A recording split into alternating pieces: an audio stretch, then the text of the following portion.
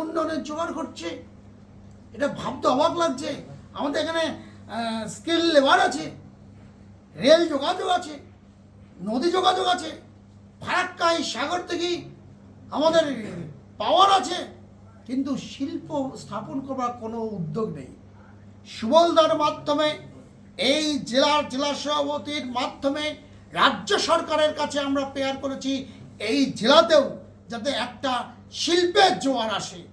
এই জেলায় চট শিল্প আছে, আর বিড়ি শ্রমিকদের জন্য আমাদের ভাবনা চিন্তা শুরু করেছেন সরকারের মাধ্যমে। জঙ্গিপুর সহ আপনার রেজিনগর থেকে ফারাক্কা, বড়োয়া থেকে জলঙ্গি, প্রশাসনিক মুর্শিদাবাদ জেলায় একটা নতুন দিগন্ত তৈরি হবে।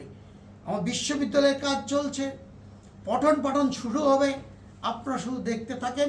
আর আপনাদের মাধ্যমে ওটা পশ্চিম বাংলার মানুষের সাথে সাথে আমাদের মুর্শিদাবাদের মানুষের আশীর্বাদ আমরা প্রার্থনা করছি। আপনারা শুধু এই সরকারকে দুহাত ভরে আশীর্বাদ করুন। 100 দিন নয়, আমি তো পারবো না, আমার ছেলে বা আমার নাতিপুতিরাও জানে 100 দিনের জন্য এই প্রেস বিবৃতি করবে, সেই আশা রাখছি। এমন একটা দিন আসবে বিজেপি সরকারের নেতৃত্বে 100 দিনের জন্য প্রেস কনফারেন্স করা হবে, যেদিনকে হয়তো আপনি থাকবো না, কিন্তু আমার উত্তরসূরিরা থাকবে।